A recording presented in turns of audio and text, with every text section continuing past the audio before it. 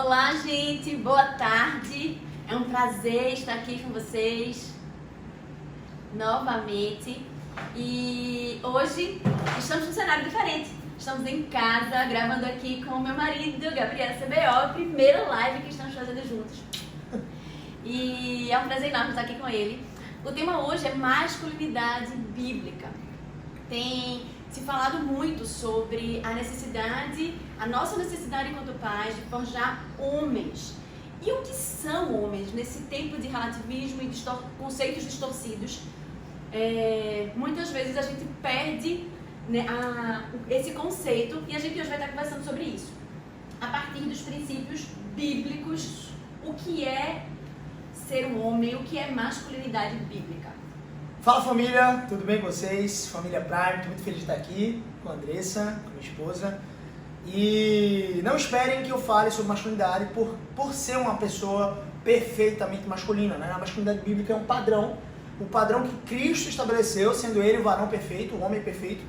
E todo homem que está aqui, mesmo que seja notável ser uma pessoa masculinamente bíblica, ainda assim é uma pessoa imperfeita. Então eu sou imperfeito e eu preciso continuar aprendendo e crescendo, né, em arrependimento para que eu possa me tornar cada vez mais homem. Então, meu esforço aqui hoje é para ajudar vocês a, de alguma forma, definirem nas suas mentes o que é a masculinidade bíblica, definirem, de alguma forma, como instruir os seus filhos e forjar neles, filhos homens, o caráter da verdadeira masculinidade, beleza? Mas, primeiramente, né, eu preciso definir o que não é a masculinidade bíblica, né? Nesse tempo que a Andressa disse agora, relativista, um tempo em que não há uma verdade absoluta, pelo menos para a maioria dos cientistas sociais da sociedade, de modo geral, aquele sistema que a gente chama de mundo. E o que não é, né, esse conceito de masculinidade bíblica? A não masculinidade é aquele cara que foi, por exemplo, descrito por Hollywood como sendo um galã. Um tipo físico, né, esbelto, interessante, parece mais um gladiador. Uma pessoa que tem pelos no seu corpo, ou então não, né, liso. Uma pessoa que tem bastante dinheiro, bem sucedida financeiramente, assim como o 007 ou qualquer outro. E que simplesmente se dá ao desfrute de ter várias mulheres ao seu dispor. Não é essa a propaganda do desodorante Axe, né? Quando você coloca o Axe, a verdadeira masculinidade aflora, você exala um cheiro que atrai as fêmeas. Isso não é masculinidade bíblica.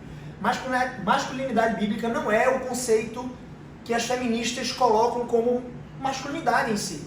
Elas chamam de masculinidade tóxica. E eu também chamaria de masculinidade tóxica esse conceito de ser uma pessoa que é rude, grosseira, que utiliza... É o machismo. O machismo é uma distorção da verdadeira masculinidade. Assim como eu acredito que o feminismo é uma distorção da verdadeira feminilidade bíblica. Se você... contemporâneo, né? Isso, contemporâneo. Se você busca uma feminilidade bíblica, você com certeza não precisa lançar mão das defesas do feminismo atual para poder se proteger ou se autoafirmar. Não precisa, porque Deus colocou um papel muito significativo para a mulher. Então, a não masculinidade é exatamente isso, né? Você não se torna masculino por agredir alguém, ou por amar MMA, ou luta livre, UFC. Você não se torna mais homem por gostar de futebol americano, ou por jogar de forma suada e agressiva com outras pessoas. Você não se torna mais masculino, ou você não se torna o padrão, não se torna mais próximo desse padrão de masculinidade bíblica quando você cospe no chão, chama palavrão, coça o saco, algo do tipo, desculpa a expressão. Mas enfim, isso não é masculinidade bíblica. Essa masculinidade foi pintada pela nossa cultura, pelo feminismo, isso foi pintado por Hollywood, enfim, mas isso não é masculinidade bíblica, muito longe disso. O que é masculinidade bíblica? Masculinidade bíblica, eu traria aqui talvez 5 conceitos para a gente poder tangibilizar um pouco mais isso. A masculinidade bíblica vem do servir. O homem foi criado por Deus para servir sacrificialmente os outros seres humanos, de forma especial e mais íntima a sua esposa e também os seus filhos. Então Deus colocou o homem na terra, né, lá na criação, em Gênesis 2, você vai ver que quando Deus criou o homem ali, homem e mulher os criou, ele fez o homem à sua imagem e semelhança.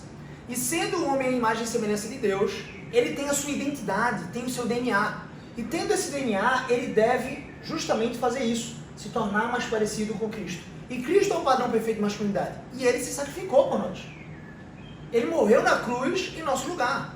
Então, o primeiro conceito de masculinidade bíblica é o sacrifício. É você ser um homem disposto a se sacrificar pela sua esposa, pela sua família, pelo bem comum da sociedade. O homem verdadeiramente bíblico, né? O homem bíblico, existe essa urgência para a gente falar sobre esses assuntos, mas o homem bíblico ele tem um caráter semelhante ao de Cristo. Se tiver que alguém andar no ônibus, ele é o primeiro a pedir para sair. Se tiver alguém para carregar o peso, ele é o primeiro a solicitar para que carregue. Ele é o primeiro a dar exemplo, a pegar uma idosa na calçada para atravessar ela na rua. O homem bíblico é aquele que se sacrifica, que se doa pelo bem do próximo, especialmente da sua esposa e dos seus filhos. Então, o segundo conceito que a gente precisa entender é o conceito de liderança. O homem foi posto na terra, né? Isso vem da Bíblia, você não precisa concordar comigo, mas eu não recomendaria que você discordasse da Bíblia, pelo contrário, você estudasse e fosse literalmente mais afinco nesse exercício de estudar a palavra. É o fato do homem ser posto para liderar. E é só uma função, percebe? Assim como uma pessoa que é presidente de uma empresa não pode virar para o seu assistente administrativo, ou para o seu analista, ou para o seu gerente e dizer que não precisa dele, assim também o homem não pode virar para outras pessoas em outras funções e dizer que não precisa deles. Um líder não é ninguém sem os seus liderados. Mas Deus colocou o homem para não só governar a terra junto com a mulher, ser o mordomo de toda a criação, gerenciar, pisar sobre todas as coisas, literalmente. E o pisar aqui não é um exercício agressivo ou distorcido, torpe, não. É um exercício de gerenciar e ter domínio sobre a criação. De forma amorosa e cuidadosa. Exatamente. Então, assim, o homem ele foi colocado para liderar e ele é chamado para ser o líder no que tange principalmente ao ensino da sua família. Sim, mulheres podem ensinar os seus filhos o que é uma verdadeira masculinidade, claro que podem. Inclusive em lares em que a mulher é a única cristã do seu lar, ela vai ser a única responsável por trazer o conceito bíblico para os seus filhos. Ou até em casos em que houve divórcio, separação e a mulher está sozinha em casa. De alguma forma, quando você está sozinho em casa e talvez seu marido, o seu ex-esposo, né, aquele cujo qual você se divorciou, só consiga ter contato presente com os meninos, com as crianças a cada 15 dias ou a cada final de semana, você tem uma responsabilidade diante de Deus de alguma forma suprir essa carência espiritual dos seus filhos e prover para eles mantimento espiritual, ou seja, sentar com eles à mesa, ensinar-lhes a palavra de Deus, é uma responsabilidade sua. Só que Deus não vai deixar de cobrar do seu esposo, embora ele esteja divorciado, e nem vai deixar de cobrar do seu marido, embora ele não seja cristão, as suas responsabilidades. Deus colocou a responsabilidade para todo homem, embora ele não creia, embora ele não saiba que é a sua responsabilidade, ainda assim é sua responsabilidade. É como na lei de trânsito. Eu e você não podemos tirar a carteira de habilitação, sair pela rua dirigindo e um guarda parar a gente com um farol queimado, algo do tipo. Eu e você não poderemos alegar justamente diante do guarda que nós não sabíamos que a lanterna não poderia estar queimada. Ele vai virar para você e vai dizer, era sua obrigação. Você vai falar? Não, saber. Dava bem falar isso, né? A Bíblia está lá, né? Deus nos deu a palavra dele para que a gente pudesse ler e conhecer a lei. Diante de nós está um banquete de graça, um banquete de conhecimento bíblico, sabedoria. E nós muitas vezes não lançamos mão disso. Nós não estudamos a palavra de Deus como nós deveríamos. Se nós de fato entendêssemos que é a palavra do Deus vivo que traz instruções de vida para a nossa vida. Que nos vai dar os caminhos para a vida eterna, e não apenas para a vida eterna, mas para viver uma vida abundante aqui nesse mundo. E uma vida abundante pressupõe isso, né? Pressupõe um relacionamento com Deus e pressupõe um relacionamento familiar estável, maravilhoso. Então, homens, a maneira como vocês, por exemplo, tratam suas esposas diante dos seus filhos é a maior forma, a maior expressão de amor que você pode dar pelos seus filhos. Ou seja, os seus filhos eles vão copiar muito mais do que as suas palavras, as suas ações. A maneira como você trata a mãe deles, a maneira como você trata a sua esposa no ambiente do casamento, do matrimônio. Então esse é o exemplo máximo de amor que você tem que dar para os seus filhos. Porque aí eles vão estar copiando você. Eles vão estar dizendo, caramba, é assim que eu devo tratar minha esposa quando um dia eu me tornar um jovem e for contrair matrimônio. É assim que eu devo esperar que a minha esposa me trate, porque é assim que a minha mãe trata o meu pai. Então dessa forma amorosa, criando esse vínculo, esse ambiente perfeito, que muitas vezes está longe de ser perfeito porque nós somos falhos, mas esse ambiente que se aproxima ou busca se aproximar da perfeição é que você vai criar um lar de verdadeiros homens e de verdadeiras mulheres. E se a gente fosse falar sobre o como, a gente está falando aqui de alguns conceitos e Gabriel já começou a entrar nessa perspectiva do como, né, ensinar os nossos filhos isso é exatamente pelo exemplo, né? E é até um dito popular, né, que as ações eles pesam mais do que as palavras. Lógico que homens são chamados a ensinar os seus filhos à luz da palavra de Deus. Ensinando também, sobre verbalmente falando. Exatamente, né? Sobre quem foi Cristo, sobre o caráter perfeito de Deus, sobre como nós podemos, como eles podem ser, como nossos filhos podem ser homens bíblicos.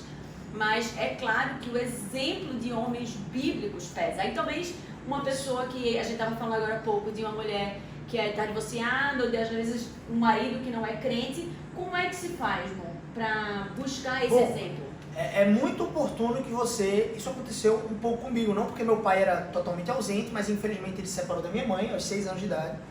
E ele só me via presencialmente a cada 15 dias. Apesar de ser o meu melhor amigo, apesar de ser sempre presente, ligar pra mim, tentar suprir aquela falta, mas não era a mesma coisa. Com certeza não era a mesma coisa de estar no lar. Mas, essas adversidades à parte, um exercício que eu pratiquei muito na minha juventude foi me agarrar literalmente aos exemplos de homens de Deus na igreja. Então, eu sempre me aproximava de homens mais velhos e bíblicos que eu tinha como referência para que eles me ensinassem esse padrão. É claro que eu podia buscar isso no meu pai, mas de uma certa forma não tê-lo ali, né, todos os domingos, ou não tê-lo ali durante toda a semana, me fez me agarrar a esses exemplos. Então, mãe, se você de alguma forma não pode contar com o pai dos meninos para esse exercício, por ignorância dele, ou por falta de compromisso, por dislexia, ou por, enfim, omissão, você de alguma, ou porque está divorciado, você de alguma forma pode gerenciar isso, arquitetar, para que outros homens de Deus, de repente, da sua igreja, possam instruir os seus filhos. Claro, você não vai poder colocar toda a responsabilidade dessa instrução na mão de homens que não são os pais dessa criança, né? Mas você, como corresponsável, como responsável sobre a vida deles, você pode oferecer a eles esses exemplos. E pode, por exemplo, tem muitos homens nas igrejas, por exemplo, que fazem discipulado, né? Que literalmente pegam na mão de alguns jovens mais novos, mais moços. Aqui em casa a gente faz isso com 7 jovens, né? Então, aconteceu alguma coisa, calma. Ok, a instabilidade da internet fez a gente parar aqui um pouquinho. Mas enfim, aqui em casa, por exemplo, toda quinta-feira a gente se reúne com 7 jovens, homens em formação, e quem dá o estudo sou eu.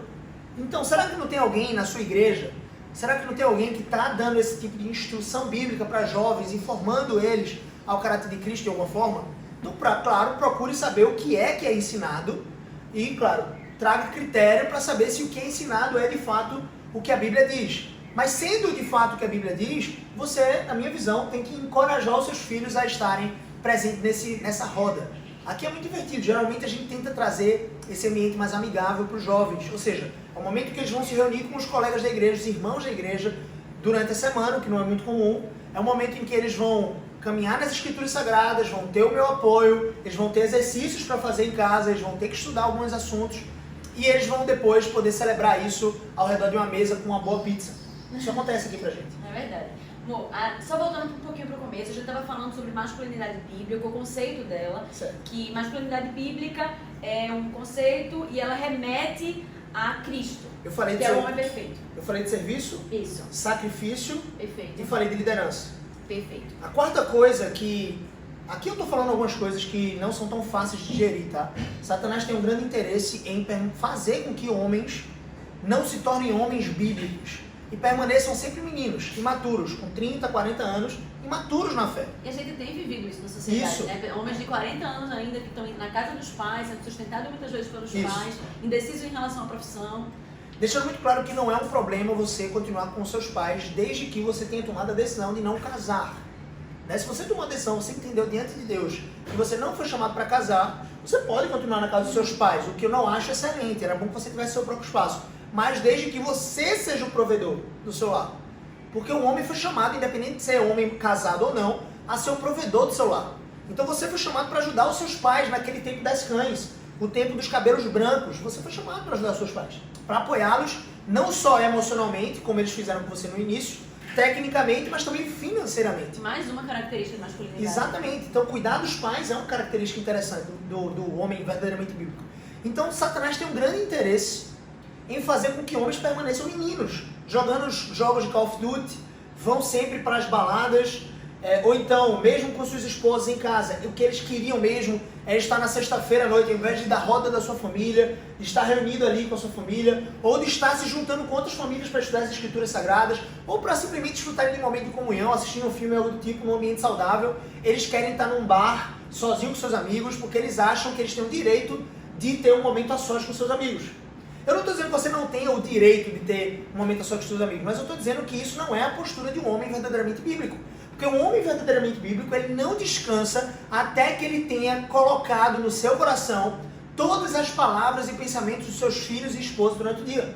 Ou seja, ele é um homem que sai de repente para ir trabalhar, e não necessariamente precisa ser cedo, mas ele sai para trabalhar. Ele sai para trabalhar e adquirir o sustento para sua casa, trazer o pão de cada dia para sua casa, literalmente. Eu não estou dizendo aqui também que a mulher não possa fazer isso, mas a responsabilidade que Deus chamou essas duas partes, essas duas funções, fêmea e macho, foi para o homem. Então, mulher, você pode trabalhar fora, eu não vou dizer que é errado isso de forma alguma, mas com certeza a responsabilidade pela provisão Deus vai cobrar do seu esposo, do seu marido. Então, de uma certa forma, o homem bíblico, ele sai cedo ou não, mas ele sai para trabalhar, para adquirir seu sustento, ele volta para casa e o seu trabalho continua. Ele não para de trabalhar. Ele não senta no sofá, estica as pernas na cadeira, na poltrona do papai e vai mudando de canal ali vagamente, ficando num momento de relax enquanto sua esposa prepara a janta. Não é isso. Apesar disso poder acontecer em alguns momentos, eu não estou dizendo que você não possa descansar em alguns momentos, exatamente, mas o padrão não é esse. O padrão é sentar com sua esposa, conversar com ela, ouvi-la.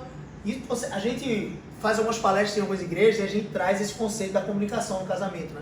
Entre outros temas que a gente aborda, um desses é a comunicação no casamento. E nós, homens, muitas vezes somos tão pouco propensos a sentar e simplesmente ouvir a nossa esposa. Quais foram as dificuldades, o que apertou o coração dela durante o dia de trabalho dela. De repente foi um colega no trabalho que tentou persegui-la, ou uma situação adversa na sua gerência. Os filhos, de repente, se mostraram rebeldes a ela. Você tem que sondar o coração da sua esposa. Então, o seu trabalho continua. Você agora vai trabalhar não mais para adquirir sustento e dinheiro. Você agora de noite vai trabalhar, eu imagino que seja de noite para a maioria dos homens, você vai trabalhar agora no seu casamento. Você vai trabalhar agora em forjar o caráter de Cristo no coração da sua esposa, porque você é líder. Você foi chamado não só para servir, não só para se sacrificar, mas você foi chamado para ensinar e liderar ela também. A gente está falando disso. Então, nessa liderança, nesse exercício, você tem que literalmente sondar o coração da sua esposa e sondar o coração dos seus filhos. O que foi que aconteceu naquele dia? O que foi que aconteceu na escola? O que está se passando nas redes sociais dele? Essa é uma função do homem. E estranho isso, né, para a nossa sociedade. Talvez você esteja com os ouvidos até doídos aí, doloridos. Por quê? É comum que a gente espere, por exemplo, que as mães cuidem dessas coisas da escola. As mães estão muito mais preocupadas com isso, mas a educação dos seus filhos, apesar de, claro, você ter um auxiliador e a mãe ser corresponsável com o marido nesse aspecto, mas Deus vai cobrar de você, homem, marido. Essa é a responsabilidade pela educação dos seus filhos. A educação técnica, ou seja, matemática, português, história, o que for, e a educação teológica, o ensino das escrituras sagradas, que você tem que ser chamado, e você foi chamado para ensinar. Veja só o que diz aqui, olha só que interessante. Tem um texto que eu gosto muito que diz assim, ó. Meu Deus, cadê esse texto? Se alguém quiser ser o primeiro, Marcos 9,35, será o último e servo de todos. Então o homem, ele é chamado de forma geral. Claro, isso aqui serve para homens e mulheres, mas Deus colocou o homem para se sacrificar. Se alguém tiver que deixar de comer na casa, que seja o homem. Veja que inversão, né? Muitas vezes o homem chega em casa, eu trabalhei, eu provi o alimento, não tem o suficiente para a gente se fartar e tem que ter uma parcela maior para que eu coma, para que eu tenha energia para ir trabalhar. Não, o homem tem que ser o que sacrifica. Então, assim, Satanás tem um grande interesse em fazer com que homens permaneçam meninos, cheios de suas vontades e paixões, querendo ir, talvez, para a mesa de bar, para conversar asneiras com seus colegas, ao invés de estarem pastoreando o coração dos seus esposos, pastoreando o coração dos seus filhos, se relacionando e provisionando ambientes, de uma certa forma, que sejam propícios para o crescimento espiritual deles, da sua família. Então, o quarto ponto que nós falamos é a provisão. Homens são chamados para serem provedores do seu lar. Mulheres podem ser coparticipantes desse projeto, claro. Eu não estou querendo dizer aqui que homens têm que ganhar mais do que a esposa. Às vezes a esposa teve uma instrução acadêmica mais assertiva. Ela tem oportunidade no trabalho, então de repente ela ganha mais. Agora o que eu quero dizer é, nunca o padrão de vida que vocês escolheram ter deve penhorar ou conter a sua esposa de tomar uma decisão tão bonita quanto meu amor, eu gostaria de me dedicar aos nossos filhos um pouco mais em tempo integral. Então, quando ela for, por exemplo, engravidar ou ter filhos, você tem que dar esse desfrute de direito a ela, de descansar se ela quiser. Quem é que vai cuidar dos filhos? De uma certa forma, no dia a dia, amamentá-lo. Não é o homem nesse caso, aí seria a mulher. Por quê? As funções cabais, principais que Deus deu lá para Adão e Eva foram: o homem teria, e ele foi amaldiçoado depois do pecado, né, aquela queda cósmica que aconteceu. O homem foi amaldiçoado na sua principal função de provisão do seu lar. E é claro que aqui a provisão não é só o mantimento financeiro. Não são só as contas pagas, Sky, CELP ou algo do tipo. Não. Aqui é a provisão de todo o sustento espiritual, inclusive. Ou seja, aqui inclui ensino, algo do tipo. E Deus disse assim, olha, você agora vai adquirir isso com suor, meu amigo, e lágrimas. Porque a terra agora não vai estar disposta como no Jardim do Éden, onde você vai lá e cata o fruto para se alimentar. Agora você vai ter que cultivar e plantar. E não apenas isso, você vai ter que fazer isso com esforço, dor. Não é que o trabalho é um castigo, mas o trabalho depois da queda se tornou penoso. Afinal, eu e você não desejamos um pouco de descanso muitas vezes, por mais que você ame o trabalho. A Andressa ama o trabalho dela, né? Cuidar de pessoas, fazer esses momentos de live, gerenciar mais de 100 pessoas ali ao mesmo tempo, numa escola que é cristã e bilíngue. Agora está indo para quase trilíngue, né, amor? Então, assim, internacional. Ela ama o trabalho dela, mas com certeza ela ama também as horas de descanso, porque é o momento que elas têm um pouco mais de refrigério, porque o trabalho é cansativo. Você fica com dor de cabeça, você fica cheio de pressão, você fica com resultados a bater, você fica ansioso muitas vezes. Enfim, claro que tudo nós devemos colocar aos pés de Cristo. Mas o ponto aqui importante para a gente mencionar é que a mulher, ela recebeu a maldição de Deus, lá no princípio, para a sua principal função. Qual é a principal função da mulher? Tem algumas mulheres que podem estribuchar agora, as mais feministas, talvez, modernas, talvez ardam nesse momento. Mas é de ser mãe.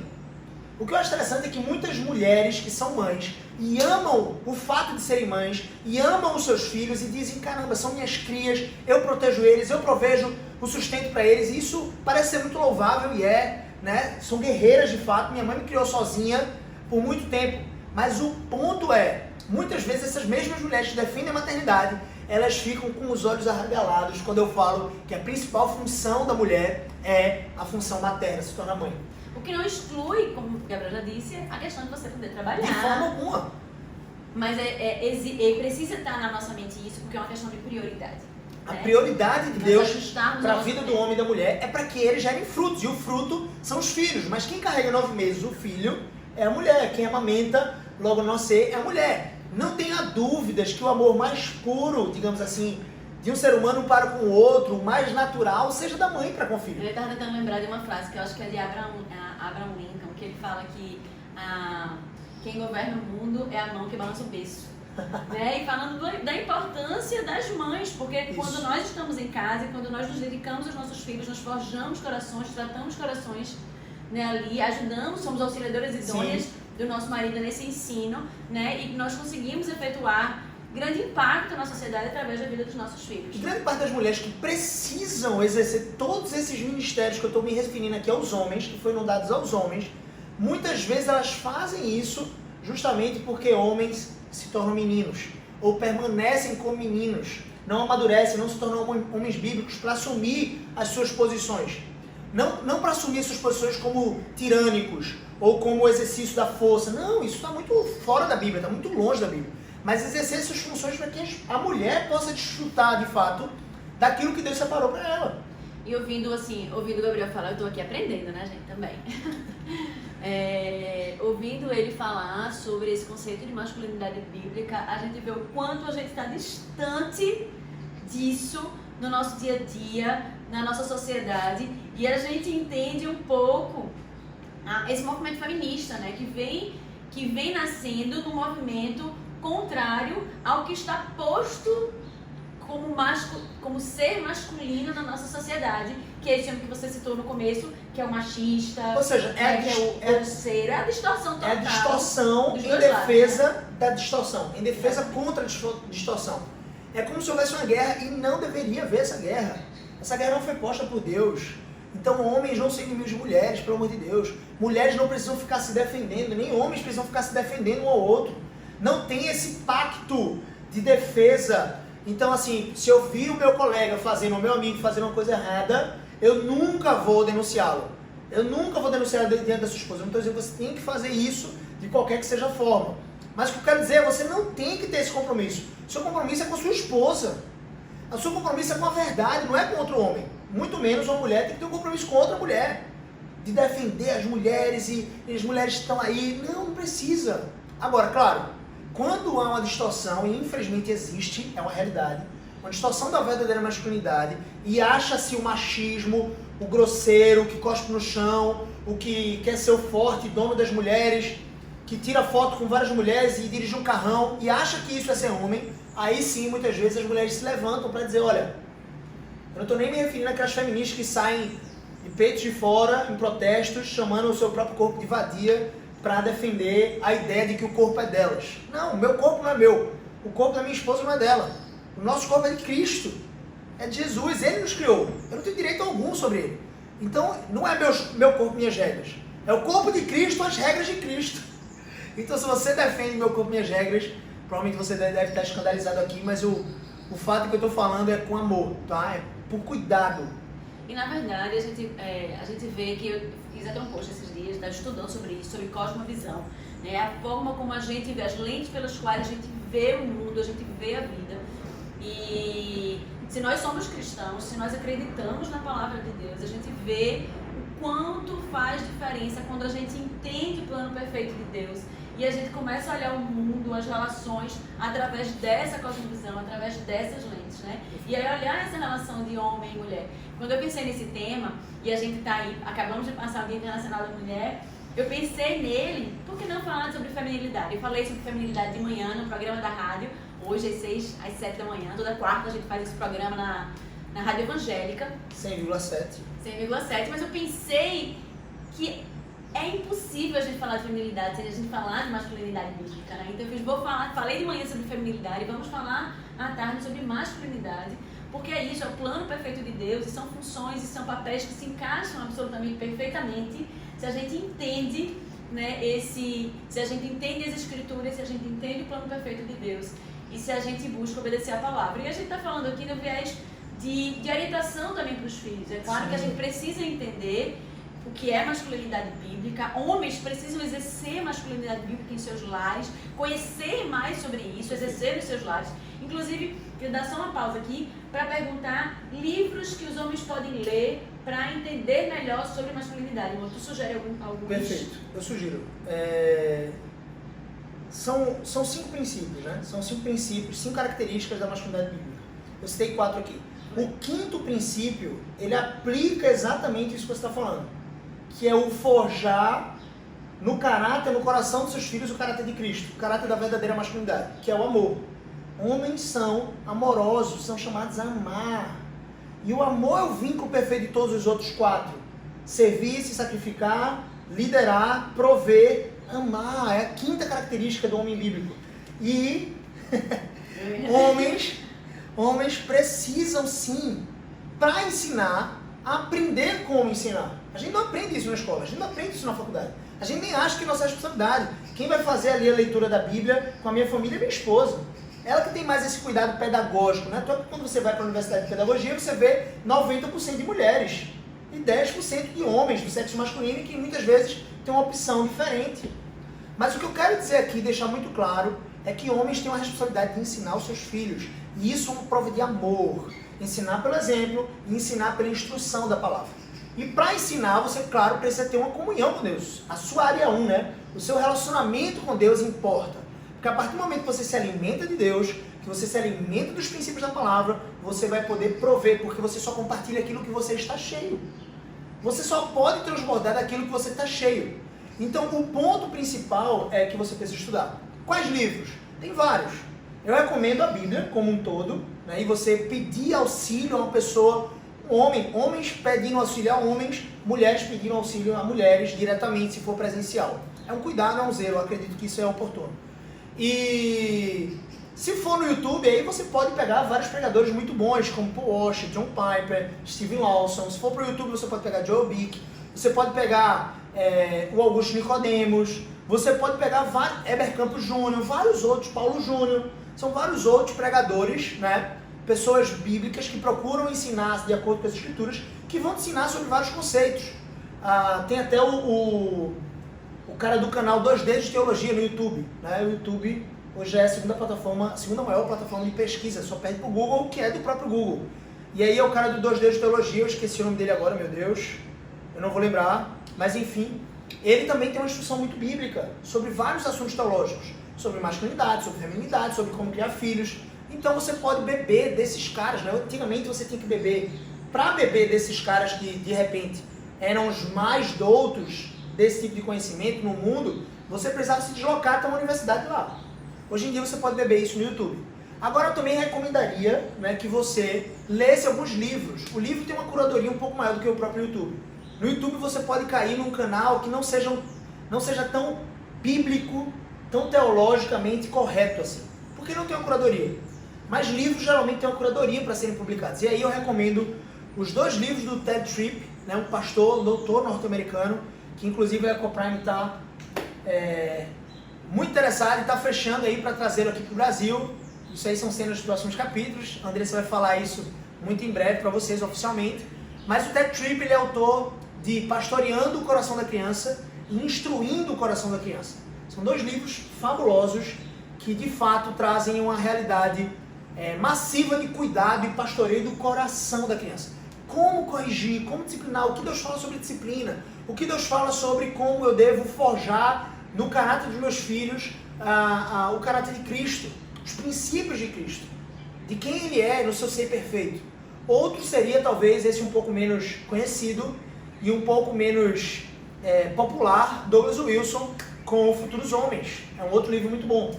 Aquele de Voddie Baucham. Voddie Baucham, né? Voddie Baucham Jr., ele é um pastor norte-americano, batista do sul, reformado, e ele tem o Pastoreando Família. Pastoreando Família. Pastores da Família. Pastoreando Família. Mas enfim, se você botar Pastores da Família ou Pastoreando Família, a Família, você vai encontrar lá o livro de Voddie Baucham. Você pode encontrar Família Guiada pela Fé, que também é do próprio Voddie Baucham. Um livro excelente, eu recomendo para qualquer homem e mulher que tenha um sério compromisso com as suas próprias famílias e com Deus. E eu recomendo também o 3º livro do Voddie Baucham, que é O que ele deve ser se quiser casar com minha filha. É um livro que não é apenas para jovens homens que vão se casar um dia. É um livro para jovens moças que vão escolher ou vão se dar, né, a oportunidade de escolher o homem bíblico que elas querem se relacionar. Então é bom que elas consigam distinguir quais são as características de um homem bíblico, e está tudo lá nesse livro. Mas também é um livro para pais de meninos e meninas. Pais e mães, meninos e meninas que vão poder ter um pouco mais de noção do caráter que eles têm que forjar no coração dos seus filhos. E acho que lá ele... Lá no livro ele fala que se você quer... Se você quer que seu filho case com a princesa, você precisa preparar príncipes, né? Então ele traz essas 2 perspectivas e é muito bom mesmo. Bom, só pra gente poder fechar, que a gente já tá bem avançado. Quando ensinar os nossos filhos? Às vezes, talvez algumas pessoas pensem assim, quando ele já tá virando adolescente, e aí é o momento de ensinar. Quando começar a ensinar os nossos filhos sobre masculinidade bíblica? Bom, ensinar pelo exemplo desde o nascimento. A maneira como você trata a mãe deles. Você tem amado elas como Cristo amou a igreja? Você tem sido fiel ao seu compromisso e aos seus votos? Você tem honrado a aliança do casamento que você fez, não apenas sido fiel e ao mesmo tempo distante, mas tem sido apaixonado, amado a sua esposa? Lembra? A quinta característica da masculinidade bíblica é o amor. Sobretudo o amor pela esposa, que é a pessoa mais importante da vida de um homem. Desde que ele tenha esposa, obviamente. Depois de Cristo. Não são os filhos, é a esposa. Os filhos vão ser criados e um dia eles vão deixar, é natural e é importante que eles deixem o seu lar para contrair matrimônio e formar a família deles. E quem vai ser a pessoa mais importante da vida deles não vai ser você e eu. Não vão ser os pais, vai ser a esposa deles. Vai ser o cônjuge, o marido delas. E assim ela vai criar a sua família. Mas os filhos certamente são muito importantes do ponto de vista do nosso cuidado. Eles são dependentes da gente. É a nossa responsabilidade. Desde quando ensinar? Pelo exemplo, desde o nascimento. E pela instrução da palavra, na minha opinião, você deve fazer o culto doméstico com a sua esposa, mesmo que você não tenha filhos. Quando você tiver filhos, claro, quando ele for muito bebezinho, Ele vai estar dormindo. De repente pode até estar no colo da mamãe, porque ele vai estar ouvindo, como na barriga ele ouvia. Vai estar ouvindo, mesmo sem entender nada, mas ele vai estar ali, naquele momento de culto doméstico. Mas, a partir do momento que ele começa a ter um pouco mais de noção, a tomada, parede, porta, você deve começar a instruí-lo. Homens bíblicos são formados desde a sua infância. Claro que não tem, digamos assim, hora errada para começar. A hora errada para começar é amanhã, a hora certa é hoje. Né? Se você não é um homem bíblico, não tem buscado esse caráter, você deve buscar isso hoje. Mas, olha que coisa importante. Tem um detalhe muito importante, Lila, seja muito bem-vinda à nossa live. Tem um detalhe muito importante, fica alisando ela aí, calma. Tem um detalhe muito importante, tem um detalhe muito importante que é, principalmente quando seus filhos homens, eles estão se aproximando daquela idade, a idade em que eles passam de parar de odiar as meninas, né? Tem uma idade que os meninos, eles meio que, você fala assim, o que tu acha daquela menininha? Ela, Eca? Porque ele não quer saber de meninas. Talvez 9 anos para 10 anos de idade, talvez seja uma faixa etária. Hoje em dia está cada vez mais cedo isso, né? Infelizmente, mas enfim. Mas tem um momento que a chave na cabeça dele vira. E ele começa a pentear mais o cabelo para ir para a escola, ele começa a botar desodorante, perfume, ele começa a se arrumar mais, ele não quer ficar tão suado para voltar no intervalo. Que é um momento que ele está, de repente, começando a se interessar pelo sexo oposto. Esse é um momento, não para ele extravasar os seus impulsos naturais, a ejaculação ou qualquer outra coisa do tipo, sexo livre ou algo do tipo. Não. É o momento de você ensiná-lo o padrão de Deus para a vida dele. De você ensinar para ele que esse é o momento dele começar a se preparar mais rigidamente. Ou seja, as responsabilidades que cabem ao homem, estudar, no caso de um adolescente, estudar, trabalhar. No caso, trabalhar para um adolescente é o próprio estudo, na maioria dos casos. Ou trabalhar em alguma habilidade, descobrir habilidades novas, técnicas, algo do tipo. Mas é ele se esforçar, porque um dia, quando ele tiver 18 anos, algo do tipo, 19 anos, ele já vai poder ganhar o seu próprio sustento, o seu dinheiro. Trazer essa questão da responsabilidade. Trazer essa questão da responsabilidade, de ele aprender que é importante ensinar, já que é uma função que Deus colocou para o homem, ensinar suas esposas. Ou seja, prepará-lo para o casamento. Porque Deus chamou o homem para ser homem de uma mulher só.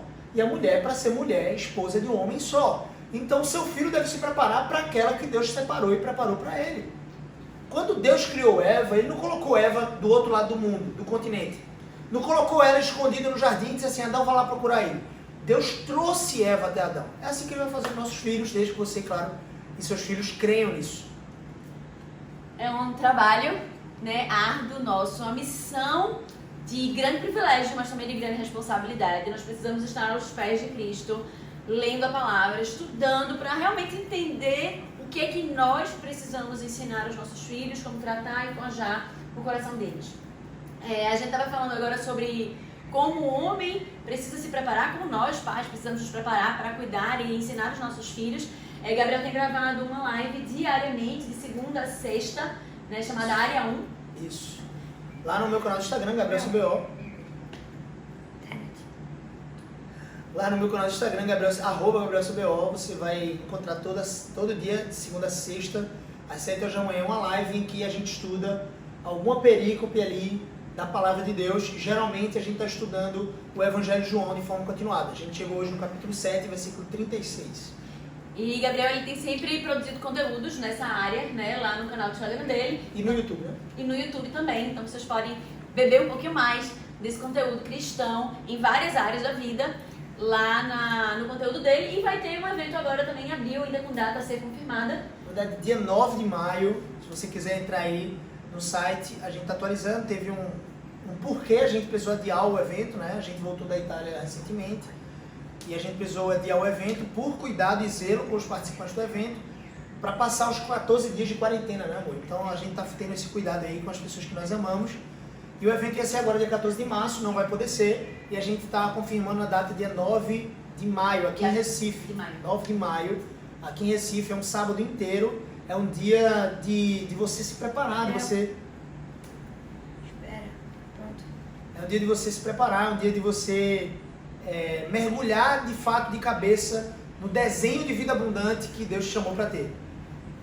E o nome desse evento é Começa Impacto. Se você quiser conhecer, você tem mais informações sobre o evento, é gabrielcbo.com.br, o nome do site, /conversa de impacto, tudo junto, tá bom? Ok, então. Bom, muito obrigada por ter topado fazer essa live comigo hoje.